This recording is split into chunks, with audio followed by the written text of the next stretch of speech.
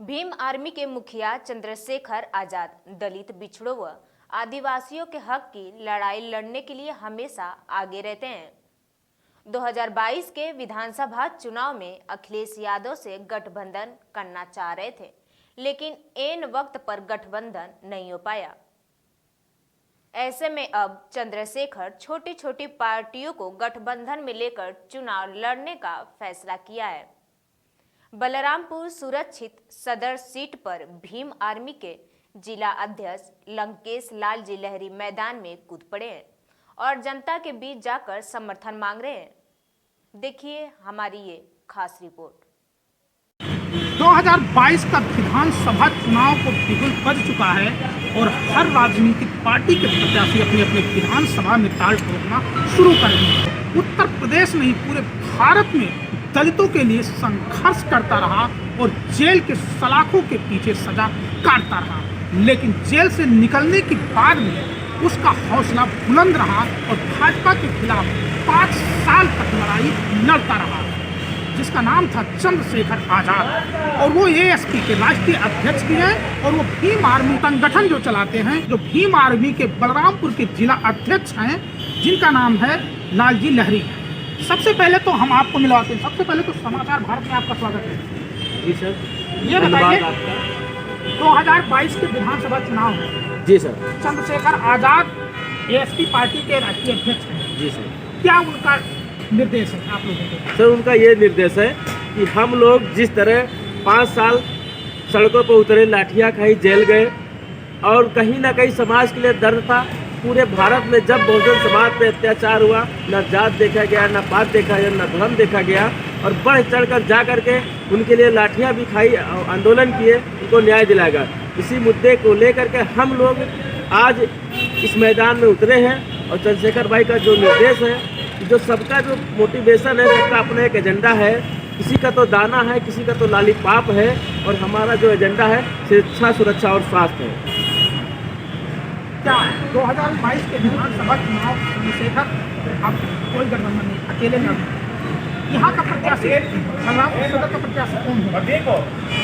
तो बलरामपुर सदर के प्रति जैसा हम लोग की अभी पहले इस प्रदेश के पूर्व मुख्यमंत्री जिनको विरासत में सत्ता मिली थी, माननीय अखिलेश यादव जी ने, जिनका बीजेपी के साथ रोटी बेटी का संबंध है और चंद्रशेखर भाई और बहुजन समाज पूरे भारत के दलितों को, उत्तर प्रदेश में खास करके उन्होंने जो धोखा दिया है हम सबके साथ, क्योंकि हमारा वोट लेना चाहते लेकिन हमको हिस्सेदारी नहीं देना चाहते हैं।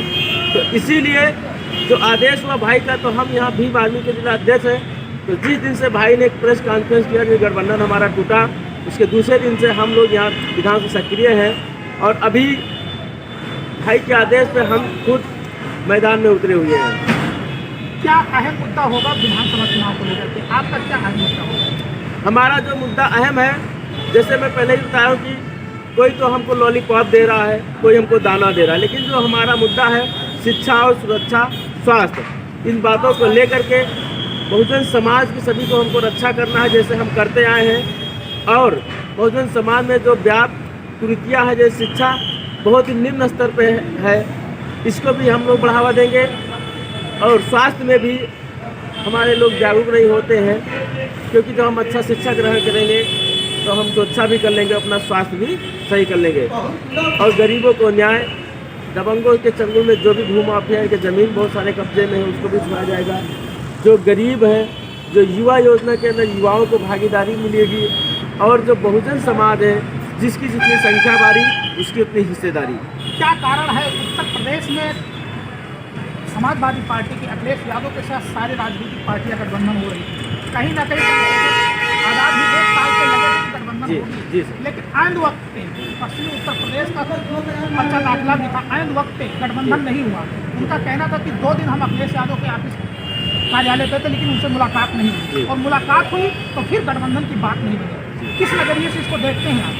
सर, जहाँ तक मैं कहना चाहूँगा कि जो समाजवादी पार्टी अखिलेश यादव जी की, तो दलित विरोधी नीति, उनका जो पहले से ही जो पारिवारिक गठबंधन वो कर लिए, इसलिए सामाजिक गठबंधन नहीं चाहते हैं।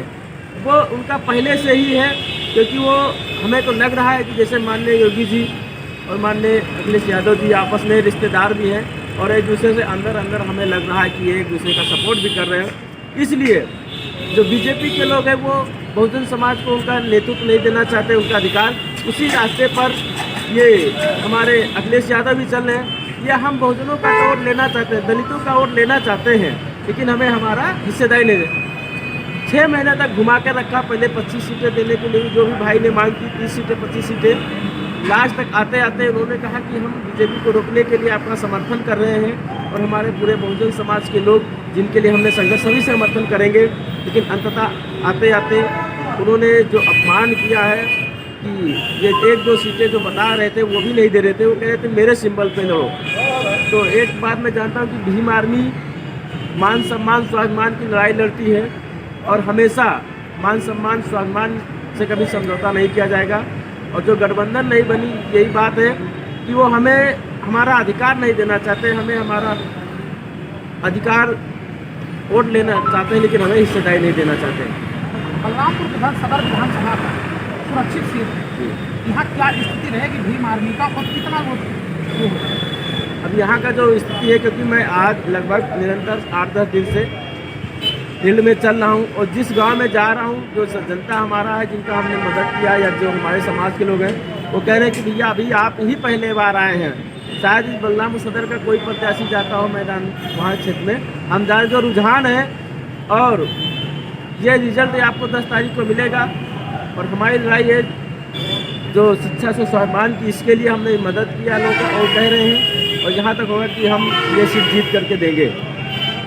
चंद्रशेखर आजाद गोरखपुर से सीट लड़ रहे हैं मुख्यमंत्री योगी आदित्यनाथ के खिलाफ, वहीं अखिलेश यादव अपनी सुरक्षित सीट पे वो कब्जा कर लड़ने के लिए बना रहे हैं। इस नजरिए से देखते हैं क्या गोरखपुर विधानसभा कितना टफ होगा, क्या चुनाव जीत पाएंगे? अब गोरखपुर विधानसभा जिस तरह का जो जनता का रुझान आ रहा है, वहाँ के पूरे प्रदेश के नहीं देश के लोग जहाँ जहाँ भाई जिसके मदद में गए हैं, जिस भी देश और प्रदेश में सोशल मीडिया के माध्यम से हम लोग को जानकारी मिल रही है कि लगभग वहाँ का जो होगा तो वहाँ सिर्फ चंद्रशेखर भाई और योगी आदित्यनाथ जी, इनके दोनों के अलावा कोई प्रत्याशी मैदान में नहीं है। और हार जीत तो मैं कह नहीं सकता, लेकिन यहाँ तक दावा है कि भाई आने वाले दिनों में दिल्ली समीकरण बदलता रहता है और इसको कहा नहीं जाता है भाई चुनाव जीत भी सकते हैं। आप ये हमें बताइए, अखिलेश चंद्रशेखर आजाद का एक बयान आया है कि अखिलेश यादव के खिलाफ भीम आर्मी प्रत्याशी नहीं उतारेगा, ठीक? क्या समाजवादी पार्टी गोरखपुर में चंद्रशेखर आजाद के खिलाफ कोई पार्टी, कोई प्रत्याशी या सपा से कोई कैंडिडेट उतारेगा?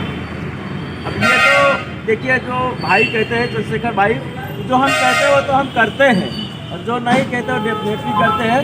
क्योंकि जैसे गद्दारी दिखाई है, हम लोग के साथ धोखा दिया है अखिलेश जी ने, और भाई ने अगर कह दिया कि आप प्रत्याशी नहीं उतारेंगे तो नहीं उतारेंगे, और एक बार वो कमिटमेंट कर दिए कि हम जहाँ इसके सामने उतरेंगे तो उसके सामने उतरेंगे। अब नतीजा चाहे जो कुछ भी हो, ये सामने होगा, देखा जाएगा। क्या स्थिति होगा 2022 का विधानसभा का? 2022 में हमारे भीम आर्मी और आज़ाद समाज पार्टी के बिना कोई सरकार बना नहीं सकती है, ये मैं कहना चाहता हूँ। और हमारा जो एडवोकेट चंद्रशेखर भाई हैं, वो आज अपने बलबूते पे उत्तर प्रदेश में चुनाव लड़ रहे हैं 4 विधानसभा सीटों पे, और उसका परिणाम तो समाज को मिलेगा क्या होता है, लेकिन हमारे बिना कोई सरकार बना नहीं सकता। तो देख सकते हैं ये भीम आर्मी के जिला अध्यक्ष जिनका साफ कहना है कि चंद्रशेखर आजाद हक और अधिकार के लिए 5 साल भाजपा से संघर्ष करते रहे और जेल के सलाखों काटते रहे, लेकिन कहीं ना कहीं 1 साल से अखिलेश यादव के संपर्क में थे कि 2022 में गठबंधन में रह करके और गठबंधन करके और चुनाव लड़ेंगे। लेकिन ऐन वक्त पे चंद्रशेखर को जब धोखा मिला तो प्रेस कॉन्फ्रेंस करके उन्होंने बताया कि अब भीम आर्मी और आज़ाद समाज पार्टी अकेले ही दम पर चुनाव लड़ेगी, और कहीं ना कहीं उनके साथ भी छोटे छोटे दल मिलकर गठबंधन करके और मैदान में कूद चुके हैं। तो अब वक्त बताएगा कि 10 मार्च को जब ईवीएम खुलेगा तो भीम आर्मी और एएसपी के प्रत्याशियों की भविष्य तय होगा कि कितने लोग जीते या कितने लोग चुनाव हारे। ये तो आने वाला 10 मार्च को ही पता चलेगा। मिथिलेश कुमार, समाचार भारत, बलरामपुर।